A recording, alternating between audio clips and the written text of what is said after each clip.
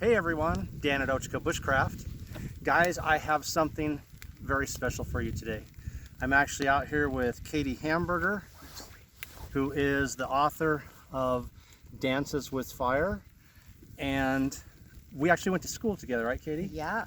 From like 6th grade all the way to graduation. And sometime after graduation, you went on to become a wildland firefighter. That's right.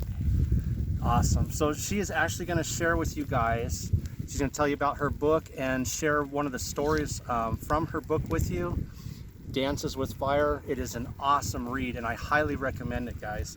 So Katie, tell us, everyone, a little bit about how you got into firefighting and eventually the hotshot crew, which is really the special forces of firefighting. Well, when you live in Central Oregon, surrounded by national forests, there's a lot of fire crews around here, and fire crews obviously need to be in good shape. And coming off the rowing team at Oregon State, Nice. I was able to get a job. Me and like 4 or 5 other rowers were hired onto various fire crews around Central Oregon. And we grew up here, and so I knew the area, and so I thought I'll give it a try. Even though I had never thought about firefighting, I didn't think when I was in high school I want to grow up and be a firefighter, but I did need some money to get to college, so that's how it started. And then once you were in the firefighting business, somewhere along the line, a chance to become part of the hotshot crew came up? Right. That, they don't hire very many rookies with 0 fire experience. So I consider myself very lucky that they gave me a chance. Right. And the only reason I was able to keep on the crew, stay on the crew, was the fact that I was in really good shape. Because that is one of the number 1 requirements, is that you really work your body to get really fit. So you're basically the crew that goes into the places that the regular crews don't go. Right, And right. so the most dangerous situations is the ones that you're called into most often? Dangerous or difficult.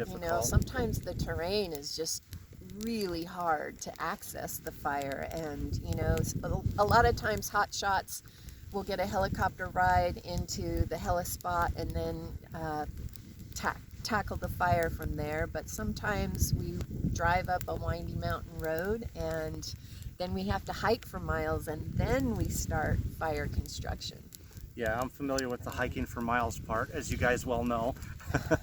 So one of the things that really caught my attention as I'm reading her book, guys, is you were in a situation at one point, a real survival situation, where your life was, in a second's notice, you could have lost it pretty much.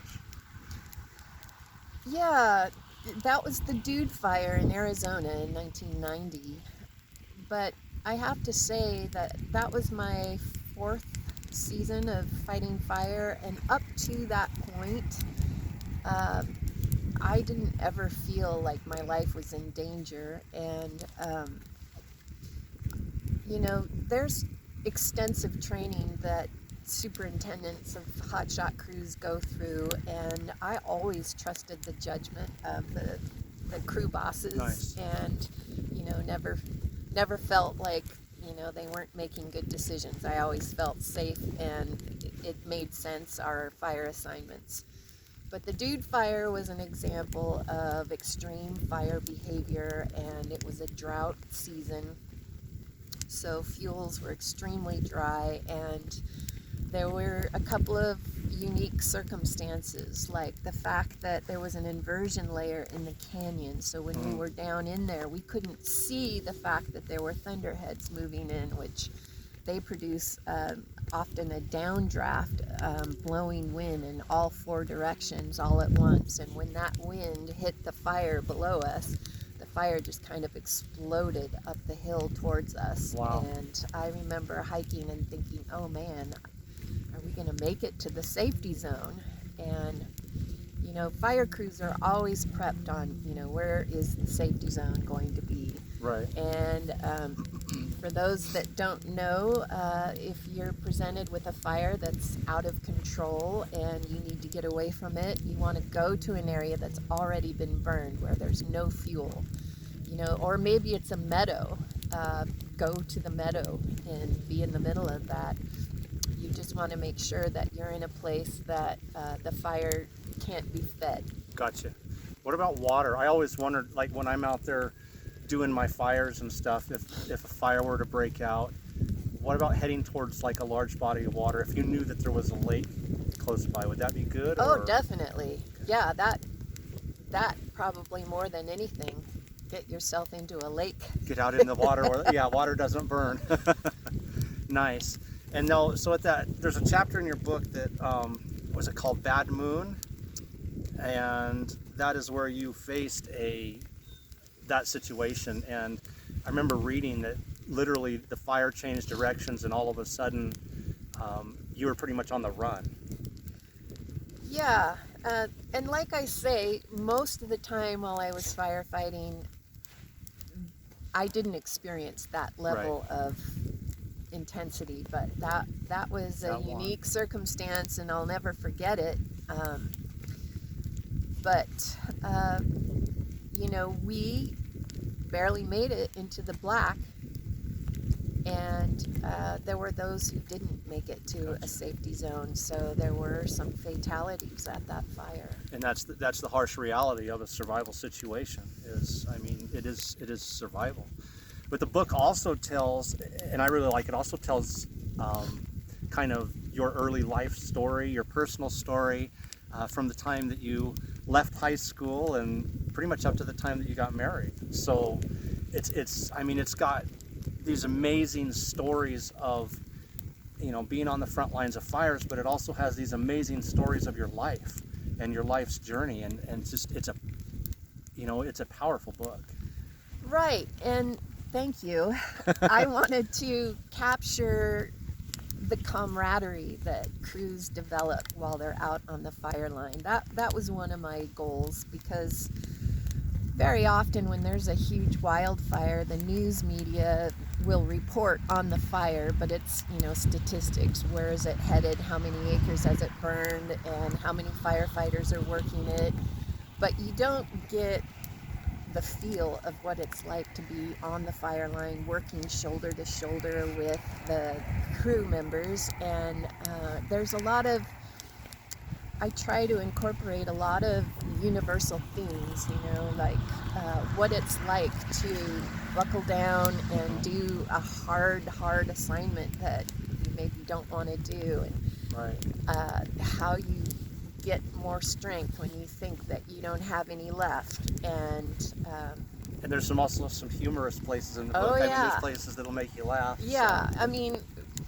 Starting as an 18-year-old with zero fire experience, the learning curve was pretty steep. And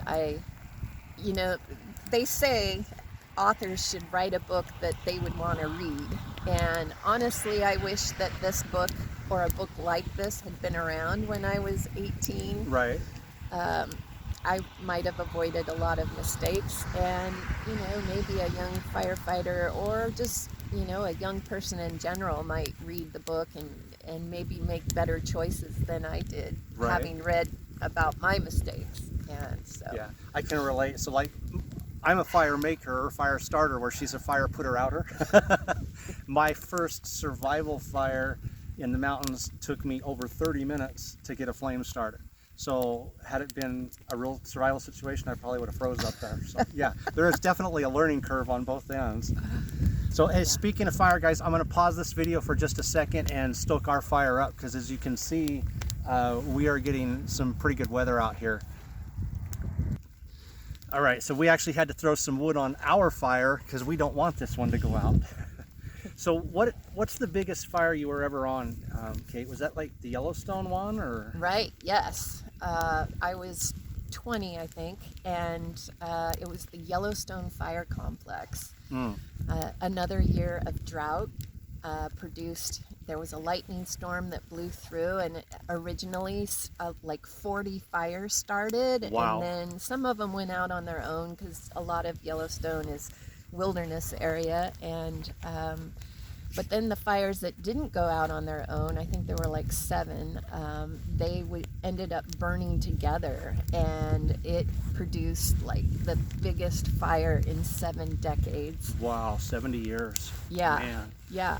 And it burned about 1.2 million acres, I want to say. I mean, it was kind of a patchwork burn, and it actually ended up being good for the wilderness area because it was mostly lodgepole pine, which thrives on fire. Gotcha. The pine cones open and the seeds drop out, and you get fresh grass for the elk and deer, and so it wasn't a bad thing. But in comparison, just last summer, twice the amount of acreage just in Oregon burned through wildfires because of the drought, and so there were a lot of power outages as well. And one thing I would say to keep in mind for the folks that viewers of your video, I would say, you know, if at all possible, if you're looking to buy a house, see if it has an alternative heat source. You know, is there a fireplace or a wood stove or something? Yeah, and so if you guys remember, if you were watching last year, I had a fire come within 3 miles of my house. Well, actually, one of the fires was out past my house, and I went back the next day and I filmed that for you guys and showed you all the damage. And I was actually ready. I had my bug out bag, which I've talked to you guys about having, and had I needed to go, I was ready to go. So if you live anywhere pretty much in Oregon, which is wildfire country, or the Pacific Northwest, having some kind of a emergency evacuation kit, backup generator if your power's out, food. Yeah. What would you add to that? Water, obviously. Water, and just, you know, a plan. Plan. You know, where are we going to go? What are we going to do? Who can we stay with? So you're not just driving around blind saying, now what? I got my gear, but where am I going? Yeah. Right. Yeah. I had to actually help my brother evacuate, and they were pulling pictures off the walls and, you know, looking at if they had any medications they needed to take. Medications, absolutely. Insurance. And one thing that they did that I thought was smart, I feel like everybody should do, is they had a friend video record the inside of their house for insurance purposes in case it did burn. And then probably having a photocopy of your, you know, documents, driver's license, everything, and have it where that goes with you if you have to leave. Yeah. Nice. Sure. Yeah. And so, I mean, throughout your career, you've seen a lot of damage. A lot of people have lost homes. We remember here a couple years back, Detroit, Oregon, the entire town almost was lost. And then this past year in Oregon, what was it, about 2 million acres? Yeah. We lost a lot of homes, ranches, even almost like one small town, wasn't it, or more? Yeah, especially over on the east Yeah. side, but So it's a very real danger, and being prepared is something really.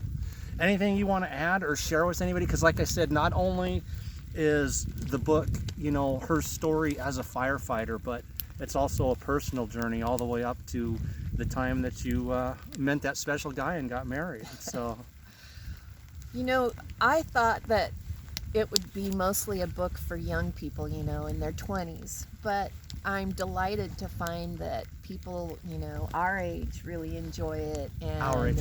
I thought we were in our 20s. But I do try to use humor. I kind of make fun of myself sometimes because I look back at who I was when I was 20, and I'm just like, oh man, you know, the silly things we do, the silly things we think. Right, right. But we've all been there. Yeah, right? Yeah. But, you know, there's just, again, everybody at some point is met with, you know, an opportunity to challenge themselves with Yes. something that's very difficult to do. And whether they succeed or fail, you know, at least they can say, I tried this. And It's a big deal to be able to do that. It is. It's, I mean, from what I do, I'm so glad that I can look back and say I was willing to give this a shot. And you know, even on the things that I have failed on, it's so cool to have the memory of trying. Right. So, yeah. Well, so again, guys, Dances with Fire, Kate Hamberger. You can get it on Amazon, Barnes & Noble, all of the popular sites. I will put the name of the book and author in the description, so it's right there for you guys. I highly recommend this. I give it 2 thumbs up. It is a great read. Katie did a great job. By the way, it's Kate, but growing up in school, I always called her Katie. She did a great job on this book, and I highly recommend it. I don't think that you guys would regret taking the time to get this and read it at all. Well, thank you, Dan. Absolutely. So guys, Ochco Bushcraft out. Take care, everyone. And be safe out there. Fire season will happen again come summer.